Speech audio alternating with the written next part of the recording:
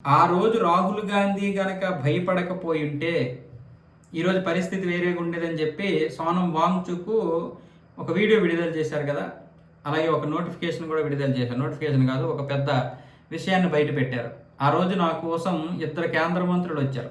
నేను రమ్మన్నట్లుగానే వచ్చారు కాబట్టి, కేంద్ర మంత్రులు అంటే అధినాయకత్వంలో ఉన్నటువంటి పెద్ద పెద్ద మంత్రులు వచ్చి రావాలి, నా దగ్గర మాట్లాడాలి, హామీలు నెరవేర్చాలి అని చెప్పారు కదా! దాని ప్రకారమే ఇద్దరు మంత్రులు వచ్చారు. ఆయన చెప్పినట్లుగా విన్నారు. అయితే ఆయన దీక్ష జేపీ నడ్డా ముందో లేకపోతే జితేంద్ర సింగ్ ముందో విరమించాలని ఒప్పుకోలేదు. రాహుల్ గాంధీకి ఫోన్ చేసి ఆయన ఆధ్వర్యంలో ఈ యొక్క దీక్షను విరమింపజేయడానికి ప్రయత్నాలు చేశాడంట. అటువైపు ఆయన భార్య గీతాంజలి ఆంగ్మోయం వచ్చేసి రాహుల్ గాంధీకి ఫోన్ చేశారు. ఆవిడ ఫోన్ చేసినప్పుడు ఇలా మీ ఆధ్వర్యంలో విరమించాలనుకుంటున్నారు వాంగ్‌చుక్ అంటే ఆయన స్పందించలేదు. ఆ రోజు రాహుల్ గాంధీ కొన్ని విషయాల్లో భయపడ్డాడు. ఆయన ఆధ్వర్యంలో ఈయన దీక్ష విరమింపజేస్తే తనకి చెడ్డ పేరు వస్తుందేమో, తను కూడా ఈ యొక్క ఉద్యమం నుంచి బయటికి వెళ్ళిపోవాల్సి వస్తుంది, అంటే దాన్ని ఉద్యమాన్ని నీరుగార్చడానికి సపోర్ట్ చేసినట్లు అవుతుందని చెప్పి రాహుల్ గాంధీ ఒప్పుకోలేదు. కానీ రాహుల్ గాంధీకి ఎందుకు వీళ్ళు ఫోన్ చేశారంటే, సిజేపీ నాయకులు రాహుల్ గాంధీ వీళ్ళందరూ కూడా సోనం వాంగ్‌చుక్ గారు దీక్ష విరమింపజేయాలి, ఆయన బ్రతికుండడం చాలా ఇంపార్టెంట్ కాబట్టి ఆయన ఈ దీక్షను విరమింపజేసి పోరాటం చేయాలనే విధంగా మాట్లాడారు. కాబట్టి కాంగ్రెస్ వాళ్ళు అదే అంటున్నారు, సిజేపీ వాళ్ళు అదే అంటున్నారు కాబట్టి ఇటువైపు వాళ్ళు చెప్పినట్లుగా కేంద్ర మంత్రులు కూడా ఇద్దరు వచ్చారు, వాళ్ళు ఉన్నటువంటి హాస్పిటల్కి వచ్చారు కాబట్టి ఆ విధంగా మొత్తానికి దీక్షకైతే ఆయన విరమింపజేయడానికి ఒప్పుకున్నాడు.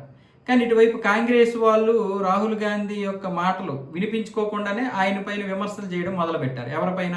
వాంగ్‌చుక్ పైన. ఏదో మొత్తానికి కేంద్ర మంత్రులతో ఒక రకమైనటువంటి ఒప్పందం చేసుకొని, ఆయనకు కావలసినటువంటి స్వార్థపూరితమైనటువంటి ఒప్పందం చేసుకొని ఈ యొక్క దీక్షను విరమింపజేశారని కాంగ్రెస్ నాయకులు కావాలని ప్రచారం చేశారు. లేదంటే రాహుల్ గాంధీ ఒప్పుకోలేదు, లేకపోతే రాహుల్ గాంధీ ఆధ్వర్యంలో ఈ యొక్క నిరాహార దీక్షకి ఎందుకు ఒప్పుకోలేదు అనేది బయటకు వస్తుంది.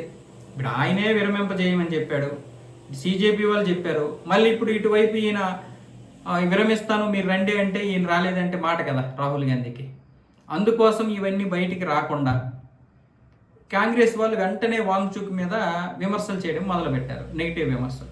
అది ప్రసారం అయిపోయింది. ఇప్పుడు దాని గురించి చెప్తున్నాడు, నేను అందరినీ నమ్మినట్టేటి మునిగిపోయాను, కేంద్ర మంత్రులు నమ్మాను, వాళ్ళేమొచ్చేసి ఫోటోలు విడుదల చేయొద్దు, అందరి సమక్షంలో నేను విరమింపజేస్తాను దీక్ష అంటే వాళ్ళేమొచ్చేసి నన్ను బలవంతం చేసి విరమింపజేయేలా చేశారు. ఆ ఫోటోలు రేపు ఉదయం మొత్తం సిజేపీ నాయకులు కాంగ్రెస్ నాయకులు వచ్చిన తర్వాత విడుదల చేయాలంటే వాళ్ళేమో అర్ధరాత్రి విడుదల చేశారు. ఆ విషయం నాకు ఒక ఐబీ ఆఫీసర్ వచ్చి చెప్పాడు. ఇటువైపు సిజేపీ వాళ్ళు కాంగ్రెస్ వాళ్ళు ఏమొచ్చేసి నాతో విరమింపజేయమని చెప్పారు. కానీ ఇప్పుడు విరమించిన తర్వాత ఏమొచ్చేసి నేనేదో లాబియింగ్ చేశానని చెప్పి ఇప్పుడు వాళ్ళే ఆరోపిస్తున్నారు. ఇటువైపు కాంగ్రెస్ వాళ్ళు ఏమో అసలు పలకే లేదు. ఇలా వచ్చింది నా పరిస్థితి, అందరూ నన్ను మోసం చేస్తారని చెప్పి వాంగ్‌చుక్ ఏమొచ్చేసి తన ఆవేదనను చెప్తున్నాడు.